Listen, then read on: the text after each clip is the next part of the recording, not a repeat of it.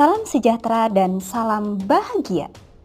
Perkenalkan, saya Ninceria Matanari, calon guru penggerak Angkatan 9. Berikut adalah video aksi nyata modul 1.4, Diseminasi Budaya Positif di SD Negeri nomor 034779 Sidiangkat, Kabupaten Dairi, Sumatera Utara. Baik, selamat siang buat Bapak Ibu sekalian, Bapak Ibu guru hebat. Salam sejahtera buat kita semuanya. Puji dan syukur kita panjatkan atas kehadiratnya, di mana pada siang hari ini kita berkumpul di tempat ini, yaitu di SD Negeri 034779 Sidiangkat dalam keadaan sehat. Adapun kegiatan kita saat ini yaitu kegiatan diseminasi, yaitu penyebaran pemahaman budaya positif oleh salah satu calon guru penggerak Angkatan 9 dari SD Negeri 034779 Sidiangkat. Untuk yang pertama, yaitu kami memberikan waktu dan kesempatan kepada Bapak Kepala Sekolah untuk memberi bimbingan ataupun arahan sambutan untuk kegiatan kita hari ini. Waktu dan tempat kami persilahkan.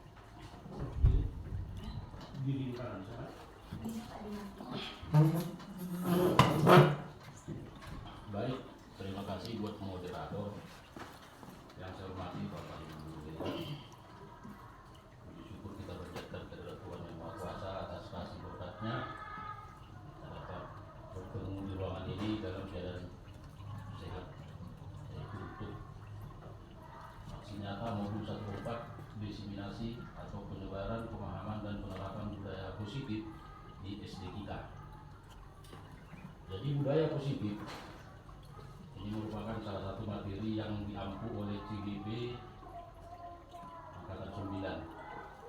Mungkin juga di hari-hari yang lalu kita juga sudah mengikuti kegiatan yang sama dari Ibu Lili. Jadi kalau saya pribadi menyimpulkan bahwa budaya positif ini merupakan pembiasaan hal yang baik di sekolah, membiasakan hal yang positif, hal yang baik yang kita buat di sekolah dan yang berpihak kepada murid. Jadi yang saya lihat dan yang saya ikuti sekilas terkait CGP, bahwa guru adalah pemimpin pembelajaran di dalam kelas, dan guru itu merupakan pamong, digugu dan ditiru, yang fokusnya adalah pembelajaran yang mengadopsi dari Ki Hajar Dewantara, ya kan, Tuturi Handayani. Jadi di kegiatan CGP atau di calon guru penggerak mengadopsi pembelajaran dari Ki Hajar Dewantara yang mengartikan bahwa pembelajaran itu harus berpihak pada murid. Tetapi semua berpihak pada murid tidak. Keberpihakan kepada murid itu tetap harus kita kontrol sebagai guru di dalam kelas. Tidak semua merdeka. Karena selama ini pemahaman kita itu berbeda-beda. Kalau sudah merdeka, semua merdeka. Betul, tetapi harus ada kontrol dari guru selaku pemimpin pembelajaran di dalam kelas. Yang selanjutnya, Bapak Ibu, kita juga harus menyadari bahwa siswa itu, murid itu berada di dua zaman, berada di dua kodrat zaman dan kodrat alam dan kodrat zaman. Kodrat alam itu adalah kodrat di mana dia tinggal, di daerah mana dia tinggal, dan kodrat zaman itu adalah kodrat di zaman mana dia berada. Jadi seperti siswa kita zaman teknologi sekarang yang kita tidak tahu bagaimana kecanggihannya, kita harus mendampingi siswa kita supaya budaya positif dari teknologi yang ada sekarang itulah yang terterapkan, itulah yang diambil oleh siswa kita. Begitu kan, Cik? Jadi kepada Ibu Matanari, saya selaku kepala sekolah menyatakan, menekankan semangat. Jangan pikirkan tantangan di sebuah program ini, jangan pikirkan tantangannya dulu di perjalanan, CGP ini. Jalani saja. Akhirnya nanti di perjalanan kegiatan ibu, tantangan-tantangan itu satu persatu bagaimana terlalui.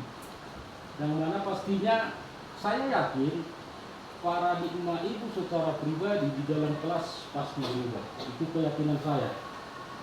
Dan saya juga ingin seandainya ada kegiatan seperti ini, begitu juga dengan CGP Ibu Karigan dan Ibu Lili nantinya, saya minta diadakan di kelasnya masing-masing. Ya, Naga ya, jangan minjam-minjam kelas dulu. Kami ingin melihat perubahan paradigma itu ya, di dalam kelas saja dulu kami lihat. Ini kan selalu minta izin ke Ibu Sinaga. Jadi untuk hari-hari ke depannya, tolong di kelasnya. Kami ingin lihat, oh inilah dia kesepakatan kelas itu. Inilah keyakinan kelas itu. Dan saya ingin bertanya juga kepada Ibu Matanari, apakah keyakinan kelas itu sudah dibuat di dalam kelas berdasarkan kesepakatan kelas, kan begitu? Kesepakatan dulu, kita sepakat dulu bersama murid, hasil kesepakatan ini menjadi sebuah keyakinan di dalam kelas, kan begitu? Yang mana di materi yang Ibu terima bahwa praktik baik itu salah satu contoh adalah menghilangkan hukuman yang tidak berpihak pada siswa. Jadi kesepakatan kelas sebenarnya dibuat kesepakatan yang berpihak kepada murid, kan begitu. Kalaupun ada konsekuensi, ada hukuman di sana, biarkan siswa itu menjalani hukumannya tanpa keterpaksaan, kan begitu. Contoh salah satu budaya positif. Jadi akhir kata, semangat buat Ibu Matanari menjalani program calon guru penggerak kami. Rekan-rekan Ibu siap mendukung kegiatan ini. Terima kasih. Terima kasih kami ucapkan kepada Bapak Kepala Sekolah yang telah memberikan arahan ataupun motivasi kepada calon guru penggerak angkatan 9 yaitu Ibu Niceria Matanari. Untuk acara selanjutnya yaitu acara diseminasi pada modul 14 calon guru penggerak angkatan 9 Kabupaten Dairi yang akan dipaparkan oleh Ibu Niceria Matanari. Waktu dan tempat kami persilahkan. Terima kasih. Tetapi sebelum kita masuk ke materinya, terlebih dahulu kita saling memberi semangat ya Bapak Ibu. Ya, Oke. Nah, kalau misalnya saya kasih saya sebut SD Negeri nomor 034779 Sidiangkat, Bapak Ibu akan menjawab mantap, mantap, luar biasa. Oke Bapak Ibu? Oke. Ya, enggak, duduk aja Bapak Ibu. Ya. SD Negeri nomor 034779 Sidiangkat. Mantap, mantap, luar biasa. Oke, terima kasih Bapak Ibu. Tepuk tangan sangat. Oke. Salam sejahtera buat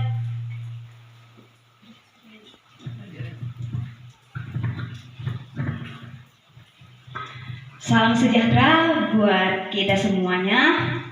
Dan pada kesempatan kali ini juga saya mengucapkan terima kasih banyak kepada Bapak Kepala Sekolah SD Negeri nomor 034779 Sidiangkat.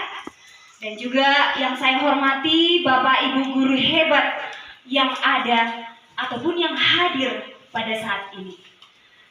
Terima kasih Bapak Ibu guru hebat buat waktu dan kesempatannya untuk saya dapat memaparkan sedikit materi yang akan saya sampaikan nantinya.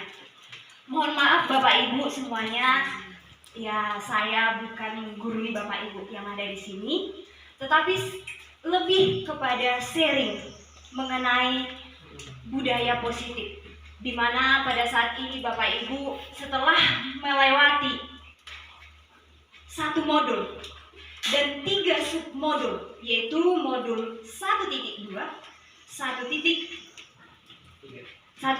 ya Bapak Ibu, maaf, 1.1, 1.2, dan modul 1.3, kami sampai kepada modul 1.4 pada pendidikan guru penggerak angkatan yang ke-9 dari Kabupaten Dairi, Sumatera Utara. Tepatnya saya dari sekolah ini, SD Negeri nomor 034779 Sidiangkat. Bapak Ibu hebat, kegiatan ini adalah kegiatan yang harus kami laksanakan, yaitu mengenai diseminasi, yang artinya menyebarkan pemahaman dan penerapan apa yang kami dapatkan selama pendidikan guru penggerak, terkhusus itu pada modul 1.4 yang judulnya adalah budaya positif. Jadi Bapak Ibu guru hebat, inilah saya, calon guru penggerak angkatan 9, dan akan memaparkan budaya positif ini, yaitu diseminasi ataupun menyebarkan pemahaman dan penerapan budaya positif di SD Negeri nomor 034779 Sidiangkat. Selanjutnya Bapak Ibu, di sini digambar sudah muncul gambar saya yang paling tengah ya Bapak Ibu, yang paling cantik. Ya. Oke. Ini saya yang paling tengah, Ninceria Matanari, calon guru penggerak angkatan 9 dari Kabupaten Deri, terkhusus dari SD Negeri nomor 034779 Sidiangkat. Dan yang di sebelah kanan saya Bapak Ibu adalah Bapak Andri Prasetyo. Bapak itu adalah fasilitator saya yang berasal dari Sumatera Selatan, Palembang. Dan yang di sebelah kiri saya Bapak Ibu adalah Bapak Ronald Pasaribu. Bapak tersebut adalah sebagai pengajar praktik saya dalam pendidikan guru penggerak angkatan 9 ini, dan beliau bekerja di SMA Negeri 1 Sidikala. Selanjutnya Bapak Ibu, mari belajar bersama, berkolaborasi, saling mewujudkan disiplin positif di sekolah yang kita cintai ini. Terus di sini Bapak Ibu, inilah awal ataupun konsep inti budaya positif yang akan saya paparkan selama beberapa menit kemudian nantinya Ibu. Dan yang pertama Bapak Ibu bisa melihat ada perubahan paradigma positif. Selanjutnya ada disiplin positif, dan juga yang ketiga Bapak Ibu ada nilai-nilai kebajikan. Selanjutnya ada lagi kebutuhan dasar manusia, dan juga ada yang kelima Bapak Ibu, motivasi perilaku manusia. Dan yang ketujuh ada posisi kontrol sebagai seorang guru, dan ada lagi keyakinan kelas. Dan yang terakhir Bapak Ibu ada di sini segitiga restitusi. Inilah dari kedelapan inilah yang termasuk konsep inti budaya positif yang harus saya diseminasikan Bapak Ibu. Mohon maaf. Oke, nah selanjutnya kita masuk Bapak Ibu. Di sini kita masuk ke permainan. Agak menyenangkan kalau yang namanya permainan ya Bapak Ibu ya. Oke, di sini Bapak Ibu harus menyediakan secari ataupun sesobek kertas Bapak Ibu. Ya, sedikit aja Bapak Ibu. Nah di sini A dan B. A dan B itu termasuk Bapak Ibu. Ya, Bapak Ibu di sini ada sesobek ataupun secari kertas kecil. Tuliskanlah benda kecil tersebut di dalam ataupun di genggaman Bapak Ibu. Nah di sini kan. Nah, secari kertas tersebut Bapak Ibu tuliskan adalah yang berharga bagi Bapak Ibu. Apalah yang sangat-sangat berharga bagi Bapak Ibu? Ibu tuliskan di secari kertas tersebut. Namanya ya Bu ya? Iya Bu. Di dalam secari kertas tersebut, nah digenggam ya Bapak Ibu ya, digenggam kuat. Iya Pak. Benda ataupun sesuatu Bapak Ibu, benda atau sesuatu, buatlah sebuah kemalan. Kalau dalam satu meja Bapak Ibu bisa satu orang aja Bapak Ibu. Tapi Nanti bergantian ya Bapak Ibu ya. Segala digenggam ya Bapak Ibu ya. Digempal. Kepala yang kita tulis itu. Terus akan dari teman kita yang satu lagi di dalam satu meja mencoba membuka nanti genggaman tersebut. Paham kan Bapak Ibu? Iya, bisa nanti satu bergantian atau masing-masing menulis? Satu. Iya, satu orang aja Bapak Ibu. Satu orang aja. Ditulis hal yang sangat berharga menurut Bapak Ibu. Bisa benda, bisa sesuatu. Apa yang ada di dalam benak Bapak Ibu yang sangat berharga? Bisa Bapak Ibu? Iya, bisa Bapak. Oke.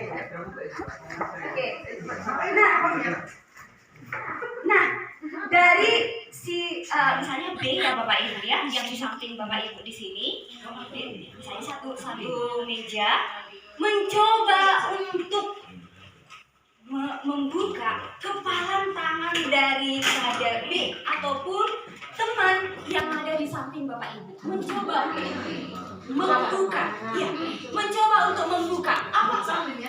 Nah, baik itu merayu, membujuk, mengancam, menghardik, bahkan menyuap Bapak Ibu. Ya, bisa membujuk, bisa dibujuk juga bisa. Ya, udah bisa mulai ya Bapak Ibu.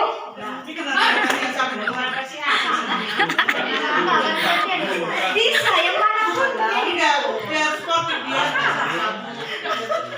Langsung aja semuanya Bapak Ibu. Oke, bisa Bapak Ibu. Udah mulai. Apakah yang akan terjadi Bapak Ibu? Gak mau. Ibu itu gak mau. Ibu kalau gak mau ya. Ibu tuh yang mau gak Ibu tuh yang? Apa yang tangan ibu itu? Kayaknya ada punya sesuatu. Kasih dulu. Ibu Homi nampaknya merayu. Nanti kan kalau udah merayu kasih buat kue. Udah kasih permen. Iya, merayu Ibu Homi. Ini permen. Ini berapa? Ibu Homi. Ada yang berapa? Oke, kita lanjut ya Bapak Ibu. Oke. Kita lanjut. Nah, di sini pertanyaan pertama Bapak Ibu. Tadi kan ada juga pertanyaan di bawah kan. Apa yang terjadi? Nah, pertanyaan pertama, apakah Anda atau B, teman Bapak Ibu yang di samping tadi, mau membuka kepalan tangan Bapak Ibu? Enggak. Enggak ada ya?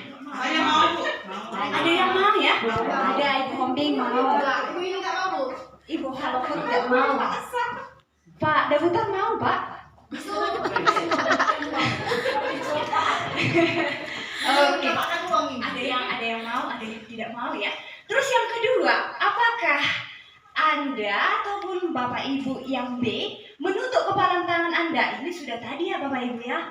Mem tadi atau Ibu Halowo tadi menutup dan nggak mau membuka sama sekali. Terus alasannya Bapak Ibu, kita ingin tahu dulu alasannya. Ada yang mau membuka, ada yang tidak mau membuka. Alasannya, coba Bapak Ibu. Kepada Ibu siapa dulu Bu? Ibu Homi tadi yang mau Bu? Gak ada saya yang mau ibu. Oh, Ini harus kasih duit. oh kepada Ibu Homi, saya kasih mic-nya dulu Bu. Apakah Ibu tadi mau Bu? Kebetulan yang punya benda sesuatu yang sangat berharga itu teman saya. Kemudian dengan rayuan dan sogokan, ibu itu mau membuka. Dan saya tahu apa itu barang berharga yang digenggamannya itu. Terima kasih. Oke. Terima kasih Bu Hombing. Tepuk tangan dulu biar semangat Bapak Ibu. Oke. Ibu Hombing tadi mau membukanya dengan alasan ibu itu mengenal baik atau mengenal sangat dekat kepada Ibu Anturi. Bahwasanya Ibu Anturi sudah kenal dekat dan mau membukanya. Oke, sekarang alasan yang kedua kita tanyakan dulu kepada Bapak Ibu yang tidak mau membuka. Oke, kepada Ibu siapa tadi yang tidak mau? Ibu Haloho. Coba kepada Ibu Haloho kita tanyakan dulu. Alasan saya kenapa tidak mau membuka Karena yang pertama yang saya tuliskan tadi sangat-sangat berharga, dan cara teman saya untuk memintanya kepada saya tidak menyenangkan. Jadi saya tidak. Oke. Oke, begitu ya Ibu ya. Berarti Ibu Haloho tidak mau membuka kepalan tangannya, di mana di dalam itu ada yang sangat berharga, karena Ibu Sinaga tadi memaksa ya Bapak Ibu. Caranya tidak pas katanya. Oke, sekarang Bapak Ibu, dalam kegiatan ini sesungguhnya siapakah yang memegang kontrol kendali atau kontrol untuk membuka atau menutup kepalan tangan itu Bapak Ibu? Siapa sebenarnya Bapak Ibu? Yang memegang kontrol atas genggaman tangan kita tadi Bapak Ibu? Siapa sih? Diri sendiri. Oh, diri sendiri. Diri kita sendiri. Oke Bapak Ibu, sekarang kita lanjut untuk yang ini, merubah paradigma ataupun stimulus respon ke pendekatan teori kontrol. Tadi kita sudah bermain Bapak Ibu, sangat menyenangkan, yaitu mengenai perubahan paradigma. Disinilah kita masuk Bapak Ibu, yaitu paradigma stimulus respon ke pendekatan teori kontrol.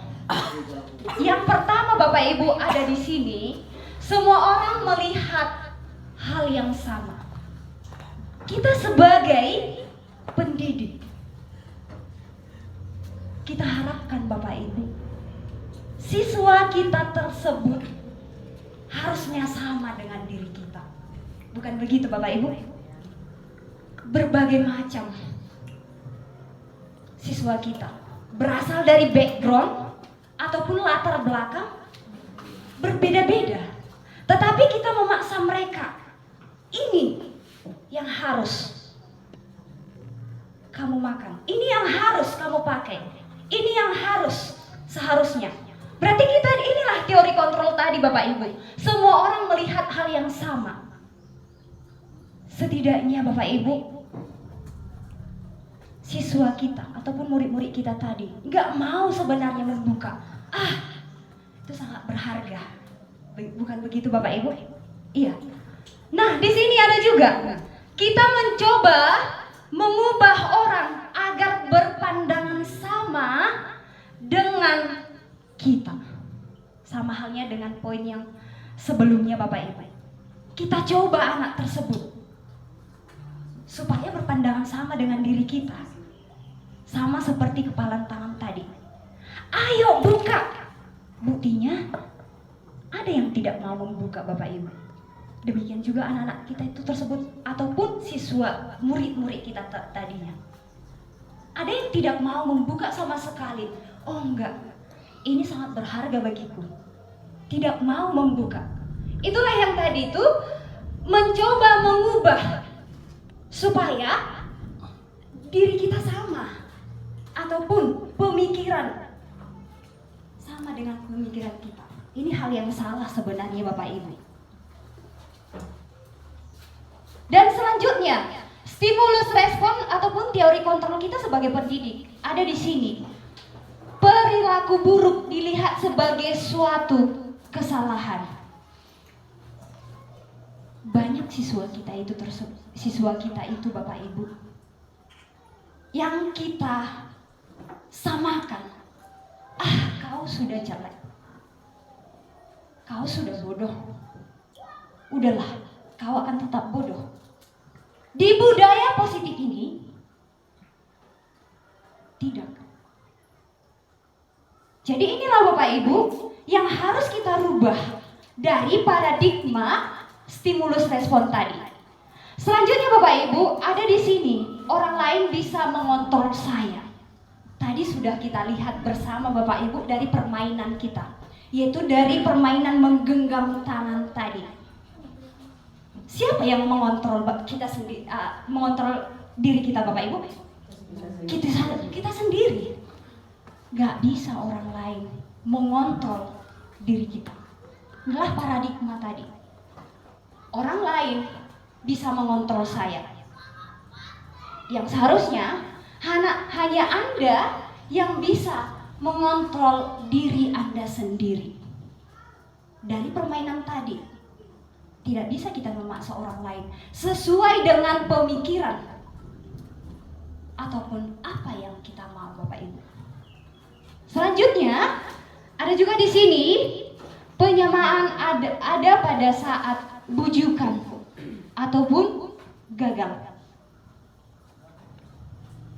Dan juga ada di sini yang selanjutnya, pemaksaan ada pada saat bujukan gagal. Kalau misalnya kita membujuk anak tersebut, ayo belajar. Akhirnya ya kita paksa. Tetapi tidak sesuai dengan apa yang ada di dalam hati anak didik kita tersebut, Bapak Ibu. Yang selanjutnya ada di sini model berpikir menang kalah. Kalau aku menang, kamu kalah. Tidak termasuk ke dalam yang namanya budaya positif tadi, Bapak Ibu. Selanjutnya, nah ini kita sendiri yang memegang kontrol atas kepalan tangan kita tadi, atas permainan yang telah kita coba tadi, Bapak Ibu. Kita sendiri yang memegang kontrol, bukan orang lain.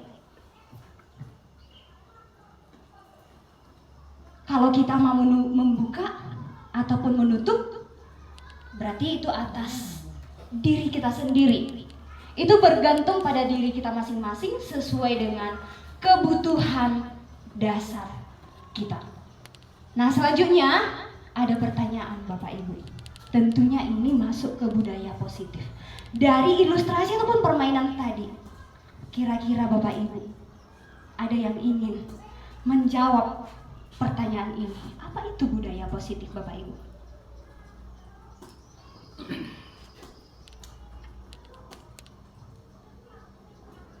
Budaya positif. Bisa saya jawab, Ibu? Oh, terima kasih, Pak. Baik, terima kasih. Secara pribadi saya ingin menjawab apa itu budaya positif. Budaya itu arti umumnya sebuah kebiasaan. Jadi kalau positif kita gabungkan, saya gabungkan menjadi sebuah kebiasaan baik. Itu menurut saya. Terima kasih. Terima kasih buat Bapak Kepala Sekolah yang telah memberikan jawaban atas slide ini. Ada lagi Bapak Ibu? Oke. Persis sama dengan apa yang telah diberikan oleh Bapak Kepala Sekolah tadinya, Bapak Ibu. Bahwasanya budaya positif di sekolah itu adalah nilai-nilai ataupun keyakinan atau kebiasaan di sekolah yang berpihak kepada murid agar mereka dapat berkembang menjadi pribadi yang kritis, penuh hormat, dan bertanggung jawab. Inilah pengertian budaya positif tadi, Bapak Ibu. Di mana ini nilai-nilai ini nanti akan masuk sesuai dengan dimensi profil pelajar Pancasila. Nah, di sini ada juga yang berpihak kepada murid. Berpihak kepada murid ini, Bapak Ibu, sesuai dengan apa yang telah kami lalui pada modul 1.2, yaitu filosofi Ki Hajar Dewantara. Sesuai dengan pemikiran filosofi Ki Hajar Dewantara, yang artinya kita sebagai guru harus seperti petani, Bapak Ibu,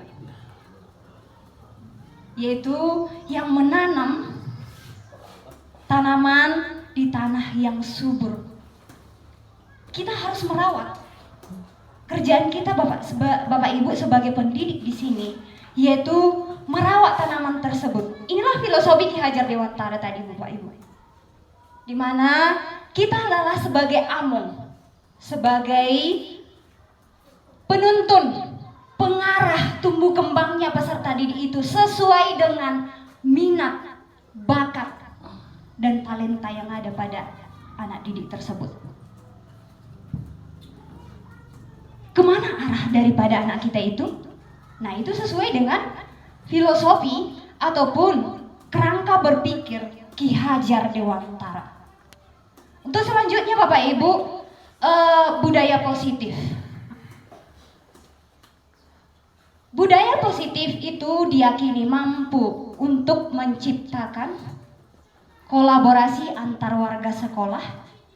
Di sini termasuklah warga sekolah, yaitu kepala sekolah, guru-guru, dan juga murid, dan juga orang tua murid. Ya, penjaga sekolah juga termasuk ya Bapak ya, dan juga orang tua murid. Dan jika terlaksana dengan baik akan memunculkan serta mengembangkan nilai-nilai positif yang dimiliki murid, serta menciptakan pribadi-pribadi yang berkualitas dan berkarakter sesuai dengan yang ada pada dimensi profil pelajar Pancasila. Nah, di sini Bapak Ibu ada kolaborasi. Kolaborasi itu adalah kerjasama Bapak Ibu. Kerjasama supaya terciptanya budaya positif di sekolah itu. Nah, dengan adanya kolaborasi tadi hingga memunculkan yang namanya ataupun yang ada pada dimensi profil pelajar Pancasila. Kita tahu Bapak Ibu ada berapa yang tertuang dalam dimensi profil pelajar Pancasila kita itu Bapak Ibu? 6. Nah, ini dia Bapak Ibu, dari situ juga kita masuk ke perubahan paradigma teori kontrol, ilusi kontrol. Di mana yang pertama di sini, ilusi guru mengontrol murid. Sama seperti pada permainan kita yang tadi Bapak Ibu. Kita berusaha untuk mengontrol murid kita. Berusaha untuk membuka. Memang ada Bu, ada Bapak Ibu yang mau membuka kepalan tangan tadi. Tetapi tidak banyak juga Bapak Ibu yang tidak mau membuka kepalan tangan tadi. Yang artinya kalau mereka ataupun peserta didik, siswa-siswa tersebut tidak mau membuka kepalan tangan tersebut, otomatis kita yang berusaha untuk memahami mereka. Bukan begitu Bapak Ibu? Iya, bukan seperti itu. Teori kontrol yang pertama ini, ilusi guru untuk mengontrol murid. Inilah miskonsepsi dari paradigma teori kontrol yang pertama. Terus selanjutnya Bapak Ibu, ada yang bagian yang kedua, yaitu ilusi bahwa kritik membuat rasa bersalah, mampu untuk menguatkan karakter. Di sini, di ilusi ini, ya kita berusaha membuat siswa kita tersebut kau yang menang. Kalau misalnya saya yang menang, sama seperti hampir sama dengan teori mengontrol ini tadi. Ini ilusi yang kedua Bapak Ibu. Dan yang ketiga, ilusi bahwa semua penguatan positif, efektif, dan bermanfaat. Terus selanjutnya, ilusi bahwa orang dewasa berhak untuk memaksa. Kita berpikir Bapak Ibu, saya sudah dewasa, berarti saya berhak untuk mengontrol ataupun mengambil kendali atas siswa. Begitu banyak siswa kita yang berusaha kita untuk memaksa. Udah, ini pembelajaran. Kita semua harus mengikuti pembelajaran ini sama-sama. Nah, itu yang harus kita ingin laksanakan ataupun ingin kita terapkan. Tapi nyatanya tidak. Kita sebagai orang dewasa di sini hendaknya bisa memahami siapa sih siswa kita, siapa sih yang ingin ke sini arahnya sesuai dengan filosofi ataupun pemikiran Ki Hajar Dewantara tadi Bapak Ibu. Yang mana kita harus berperan sebagai seorang petani tadi. Kita hanya merawat tanaman itu hingga mereka tumbuh. Di mana anak-anak itu Bapak Ibu sudah dilahirkan dengan membawa yang namanya dua, yaitu kodrat alam dan kodrat zaman. Di sini kita berusaha untuk mengubah mereka. Nah, selanjutnya Bapak Ibu, di sini ada perubahan paradigma. Tadi udah kita mulai dengan yang namanya game tadi Bapak Ibu. Untuk membangun budaya yang positif, sekolah perlu menyediakan lingkungan yang positif. Lingkungan yang positif itu seperti apa Bapak Ibu? Iya, lingkungan yang membuat siswa kita ataupun murid-murid tersebut nyaman untuk berada di sekolah. Aman, nyaman, terus mampu berpikir, bertindak, dan mencipta dengan merdeka, mandiri, dan bertanggung jawab. Dan yang selanjutnya Bapak Ibu, lazimnya disiplin dikaitkan dengan kontrol. Dalam hal ini kontrol guru dalam menghadapi murid. Tadi udah kita bahas di slide sebelumnya Bapak Ibu ya, yaitu terkait dengan kontrol guru dalam menghadapi murid. Selanjutnya Bapak Ibu, kita masuk ke disiplin positif. Disiplin positif itu sesuai dengan yang ada pada slide Bapak Ibu adalah suatu cara untuk penerapan disiplin tanpa kekerasan dan ancaman yang dalam praktiknya melibatkan perilaku komunikatif efektif tentang guru dan murid. Kepada Bapak Ibu guru, kalau misalnya ada siswa kita yang malas, apakah siswa kita itu memang benar-benar salah di situ Bapak Ibu? Tidak ya. Sama juga dengan yang terlambat Bapak Ibu. Bisa saja si anak tersebut, misalnya dia naik angkot, jauh rumahnya, ataupun kempes ban mobil ataupun angkotnya. Nah, disinilah peran kita sebagai pendidik, yaitu komunikatif. Bertanya lebih jauh terhadap apa yang dialami oleh anak tersebut, sehingga si anak itu terlambat, si anak itu malas, misalnya malas mengerjakan PR Bapak Ibu. Apakah ketuk palu kalau anak tersebut adalah pemalas, nggak mau mengerjakan PR? Tidak ya. Nah, di sini perlunya kita sebagai pendidik untuk mengkomunikasikannya kepada murid ataupun anak didik kita untuk lebih jauh mengenai disiplin positif ini. Selanjutnya di sini adalah penerapan disiplin positif. Ini mengajarkan murid untuk memahami konsekuensi perilaku yang mereka lakukan, sehingga murid dapat menghormati diri sendiri dan bertanggung jawab terhadap lingkungan pribadinya masing-masing. Nanti akan kita lanjut ini, berkaitan juga ini dengan yang namanya keyakinan kelas. Tetapi sebelum ini, inilah penerapan disiplin positif itu. Dari sinilah nanti penerapan disiplin positif ini masuk ke keyakinan kelas, di mana di sini murid dapat menghormati diri sendiri. Berarti Bapak Ibu, disiplin positif itu datangnya sama juga tadi, dari diri siswa itu sendiri. Sama seperti cara belajarnya, minatnya, bakatnya timbul dari dirinya ataupun kodrat alam yang ada pada siswa tersebut. Selanjutnya Bapak Ibu, ada di sini nilai-nilai kebajikan, yang mana pengertian daripada nilai-nilai kebajikan itu adalah nilai-nilai yang disepakati bersama terlepas daripada suku, bangsa, agama, maupun latar belakangnya. Bahasa ya Pak, ya. Mohon maaf. Nah di sini itu sesuai dengan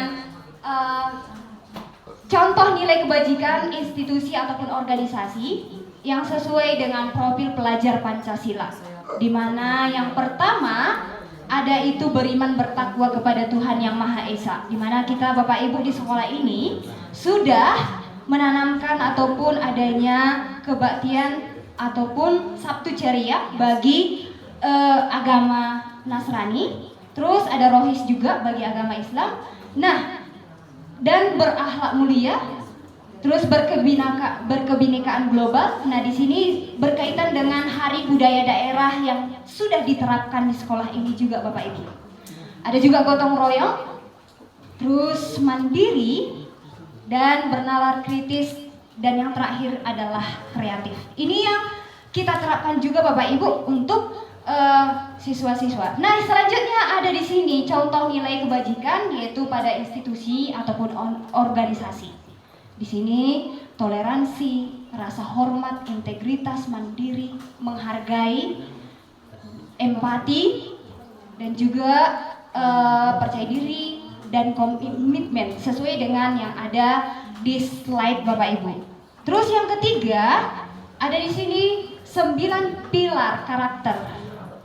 Cinta kepada Tuhan, terus kemandirian, tanggung jawab, dan sesuai yang ada pada slide ini Bapak Ibu.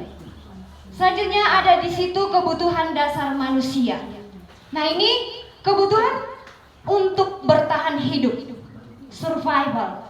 Berarti kebutuhan yang bersifat fisiologis.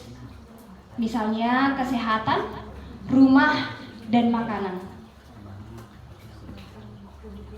Kebutuhan dasar manusia.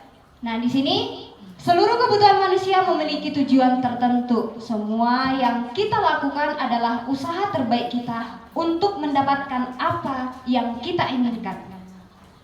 Ketika kita mendapatkan apa yang kita inginkan, sebetulnya saat itu kita sedang memenuhi satu atau lebih dari satu kebutuhan dasar kita. Inilah dia kebutuhan dasar manusia. Selanjutnya Bapak Ibu ada di sini 5 kebutuhan dasar manusia.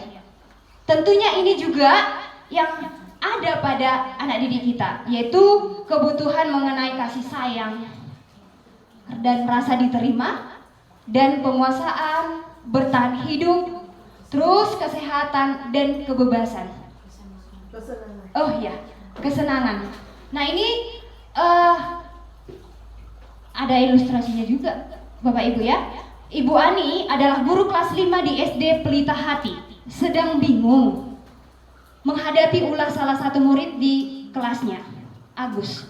Beberapa anak telah datang dan mengeluhkan Agus yang seringkali meminta bekal makan siang mereka dengan paksa. Jika Anda menghadapi situasi seperti itu, seperti Ibu Ani ya Bang, seperti Ibu Ani, apa yang akan Anda lakukan? Menurut Bapak Ibu, kira-kira apa alasan Agus melakukan hal tersebut Bapak Ibu? Ada 5 kemungkinan tadi ya Bapak Ibu ya. Ya, misalnya Agus itu bisa juga dia dari kebutuhan dasarnya kurang tadi. Misalnya dia ingin diterima, ataupun dia ingin dikasihani juga. Nah, di sini inilah kemungkinannya. Terus selanjutnya masuk ke motivasi perilaku manusia. Di sini ada untuk menghindari ketidaknyamanan. Ada motivasi ekstrinsik. Seperti kita Bapak Ibu untuk misalnya ditugaskan Bapak Kepala Sekolah mengikuti yang namanya diklat. Di sini ada 3 motivasi yang ingin kita ketahui. Yaitu yang pertama, motivasi ekstrinsik. Berarti motivasi tersebut adalah untuk menghindari ketidaknyamanan ataupun hukuman. Terus yang kedua ada motivasi ekstrinsik untuk mendapatkan imbalan. Apa yang akan saya dapatkan dari kegiatan tersebut? Dan yang ketiga, inilah yang kita inginkan dari siswa kita Bapak Ibu, yaitu motivasi intrinsik untuk menghargai diri sendiri.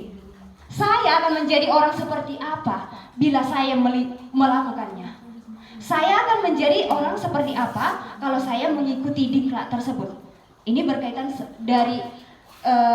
dengan motivasi intrinsik. Selanjutnya Bapak Ibu ada di sini konsep disiplin dengan identitas gagal, di mana kita sebagai seorang guru ada itu menghukum. Berarti kalau kita melakukan yang namanya hukuman tadi Bapak Ibu, ini menyakitkan terhadap siswa. Di mana seorang siswa itu bisa merasakan itu menyakitkan, tidak nyaman, murid takut, memaksa murid dan menyembunyikan kesalahannya. Terus selanjutnya murid menjadi rendah diri. Inilah yang harus kita hindari Bapak Ibu, yaitu hukuman. Selanjutnya ada juga penghargaan. Ini sebenarnya agak kontroversial juga yang namanya dengan penghargaan ini, yaitu tidak efektif, merusak hubungan, mematikan kreativitas, menghukum dengan sistem ranking, merampas hak menghargai dirinya. Ini sama seperti tadi, misalnya kita diminta atau mengikuti yang namanya diklat, terus kita apa yang akan saya dapatkan dari kegiatan tersebut? Sama seperti itu penghargaan ini Bapak Ibu. Nah di sini ada konsep disiplin, yaitu konsekuensi, yaitu penguatan jangka pendek, perlu monitoring berkelanjutan, stimulus respon, terus murid menghormati peraturan, dan selanjutnya adalah tentang waktu untuk merenungi kesalahan. Dan yang selanjutnya ada itu restitusi. Murid bertanggung jawab untuk perilakunya. Nah inilah yang seharusnya kita lakukan Bapak Ibu, yaitu fokus pada pemecahan masalah jangka panjang, murid menghormati dirinya dan orang lain. Terus selanjutnya ada teori kontrol, dirinya memegang kontrol. Murid bersemangat memperbaiki kesalahan dengan adanya restitusi ini Bapak Ibu. Selanjutnya ada di sini perbedaan Bapak Ibu, hukuman, konsekuensi, dan restitusi. Kalau yang namanya hukuman itu Bapak Ibu, guru menghukum siswa yaitu seperti menghormat bendera selama 10 menit. Guru marah dan murid takut. Dan yang kedua adalah konsekuensi. Guru memberikan konsekuensi untuk mengerjakan PR-nya saat istirahat atau dikerjakan. Terus guru dengan tegas kepada siswa untuk menghormati peraturan tersebut. Dan yang ketiga yaitu restitusi. Guru menanyakan keyakinan kelas ataupun dirinya dan membantu siswa menyelesaikan masalahnya. Dan yang terakhir laginya daripada restitusi ini, guru terbuka dan siswa menghormati dirinya dan orang lain. Nah di sini ada slide yang memunculkan yaitu 5 posisi kontrol restitusi. Inilah gambarnya Bapak Ibu. Dia sebagai penghukum, membuat rasa bersalah, teman sebagai teman, sebagai pemantau, dan sebagai manajer. Nah inilah perbedaannya Bapak Ibu. Kalau kasus yang pertama misalnya siswa tidak memakai atribut lengkap saat upacara bendera. Kalau kita berperan sebagai penghukum, patuhi aturan sekolah, lalu berdiri di depan barisan. Itulah sebagai penghukum. Nah sebagai pemantau di situ Bapak Ibu, kamu sudah melanggar apa peraturan dan konsekuensinya? Itu sebagai pemantau saja dia. Nah sebagai teman, ayo yang tertib, buat bu guru bangga. Kalian ini tidak ada apa-apanya. Kamu salah. Nah inilah dia sebagai teman. Nah sebagai pembuat rasa bersalah, kita membuat rasa bersalah terhadap siswa kita tadi. Yaitu berapa kali ibu harus memberitahu, bu guru kecewa sama kamu. Itulah dia sebagai pembuat rasa bersalah. Nah ini yang seharusnya kita miliki Bapak Ibu, yaitu sebagai manajer. Apakah kamu tahu kesalahanmu? Kira-kira bagaimana kamu akan memperbaiki kesalahan ini? Nah kita tanya, Bapak Ibu. Iya, Bapak. Terus selanjutnya, Bapak Ibu, di sini ada keyakinan kelas. Keyakinan kelas itu, Bapak Ibu, ada di situ yang artinya nilai-nilai kebajikan atau prinsip-prinsip universal yang disepakati bersama secara universal, lepas dari latar belakang suku, negara, bahasa, maupun agama. Inilah keyakinan kelas itu. Berarti sebelum muncul yang namanya keyakinan kelas ini, Bapak Ibu, ada langkah-langkahnya dari sini nantinya. Inilah keyakinan yang sudah kami sepakati bersama. Terus ini, pembuat keyakinan bersama. Ini ada langkah-langkahnya.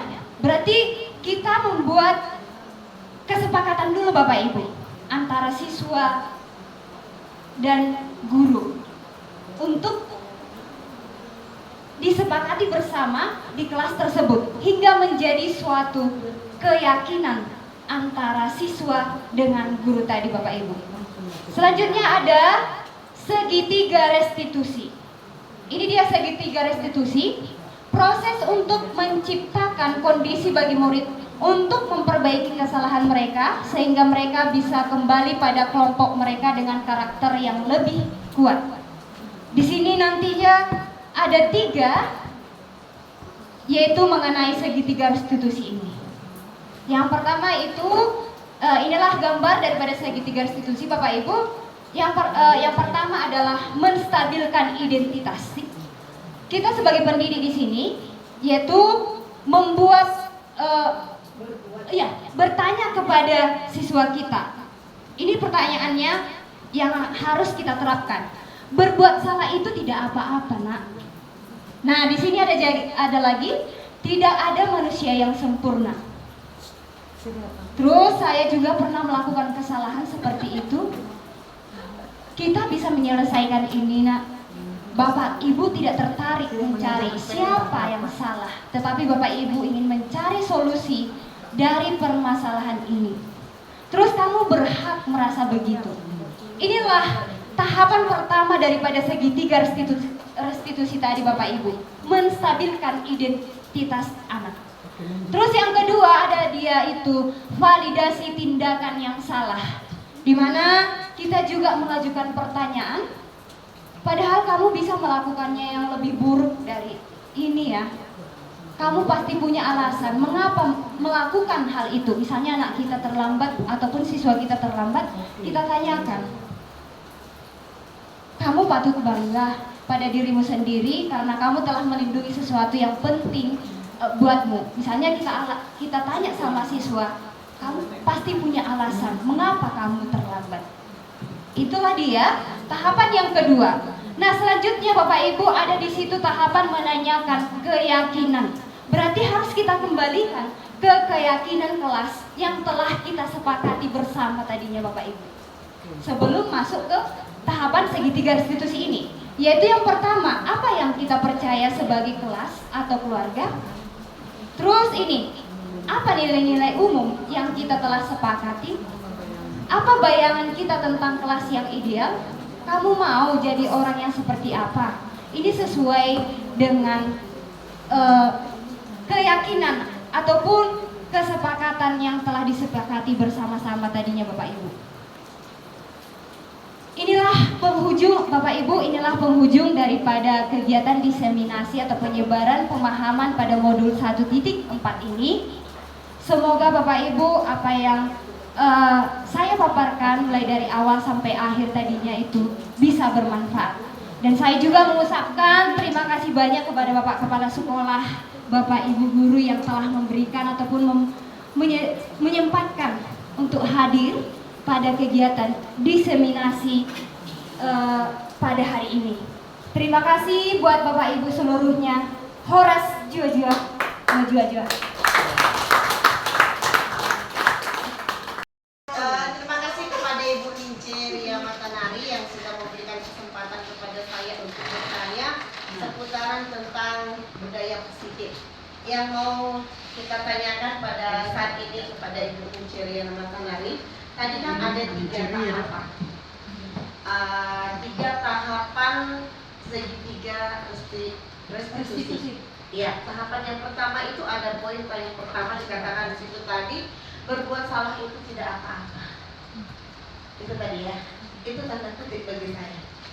Apabila kita temukan seorang murid kita berbuat salah, betul-betul salah. Contoh, dia berkata kotor, cakap kotor gitu. Apakah itu juga tidak apa-apa? Dan bagaimana kita menyikapi itu menurut budaya positif yang Ibu sampaikan tadi. Terima kasih. Di segitiga restitusi itu kan? Iya. Di tahapan pertama tadi. Oke, terima kasih kepada Ibu Tumeang yang telah memberikan pertanyaannya mengenai segitiga restitusi. Dirinya dulu. Akan yang pertama yaitu menstabilkan identitas tadi. Terus selanjutnya langkah kedua adalah memvalidasi kesalahan daripada siswa tadi. Apa kesalahan siswa tadi? Misalnya cakap kotor Bapak Ibu. Berarti di situ apakah kita tanyakan lagi Bu Tumiang, apakah cakap kotor itu sesuai dengan perbuatan yang salah atau perbuatan yang baik? Terus yang ketiga kita tanya lagi, ini sesuai nggak keyakinan kelas kita yang telah kita sepakati? Ada 3 langkah daripada segitiga restitusi yang harus kita terapkan kepada siswa kalau siswa tersebut melakukan kesalahan. Oke, baik, terima kasih. Sedikit lagi Bu, tanya Bu, keyakinan kelas itu sama dengan kesepakatan kelas? Oh, ada pertanyaannya. Tidak. Kepada Ibu Tumiang, kalau keyakinan itulah titik pertimbangan Bu. Kesepakatan itu, misalnya kita di dalam satu kelas, kita sepakat bersama untuk menyepakati, oh bahwasanya inilah kesepakatan kelas kita. Awalnya yang pertama, saling menghargai. Tetap juga itu nanti keyakinan kelas kita, tetapi sudah lebih tinggi daripada kesepakatan tadi. Misalnya kalau kita yakin, berarti udah dari kesadaran diri kita bahwa itu hal tersebut kita yakini Bu. Itulah yang diterapkan di kurikulum Merdeka bahwa adanya keyakinan kelas. Oke Bu Homi tadi mau ada pertanyaan? Jadi mereka cari racunnya, mereka cari obatnya, mereka membuat masalah, mereka mencari solusinya. Dan guru perannya sebagai manajer, seperti itu. Iya Bu. Oke. Seandainya ada kesalahan siswa, tidak ada di daftar kesepakatan. Pengadilan mengawasi, apa konsekuensinya? Kalau Contoh, salah satu contoh, tidak boleh menamai orang tua. Teman. Padahal tertulis. Ternyata tidak ada di kesepakatan kelas dan di keyakinan kelas. Mengadu benar. Ini kita diskusi. berarti Pak untuk poin tersebut juga harus kita sepakati bersama dengan siswa. Tadinya ada, tetapi tidak ada di keyakinan kelas kita. Berarti harus kita sepakati bersama. Didiskusikan lagi dan ditambahi gitu. Ditambahi lagi. Berarti setiap ada muncul, buat lagi kesepakatan. Atau dia bisa langsung spontan di situ. Apalah kita buat kesepakatan tiba-tiba gitu, urgen. Nah, yang tidak tertulis tadi, misalnya ada berbuat salah, kita apainlah mereka, apalah kita buat, langsung eksekusi. Iya. Dikembalikan ke jadi ada apa? Gantiin lagi kesepakatan itu, tambah terus gitu kan, repot. Aduh. Baiklah, demikianlah hasil paparan yang disampaikan oleh teman kita, yaitu calon guru penggerak angkatan 9, yaitu Ibu Nince Ria Matanari, atas hasil penyajiannya, yaitu penyebaran pemahaman budaya positif. Mudah-mudahan kedepannya dengan paparan yang disajikan oleh Ibu Nince Matanari boleh kita laksanakan di dalam kelas kita masing-masing. Demikianlah untuk acara hari ini. Terima kasih kepada Bapak dan Ibu Guru yang telah meluangkan waktunya untuk acara kita hari ini. Mudah-mudahan kedepannya kita tetap dalam keadaan sehat. Terima kasih.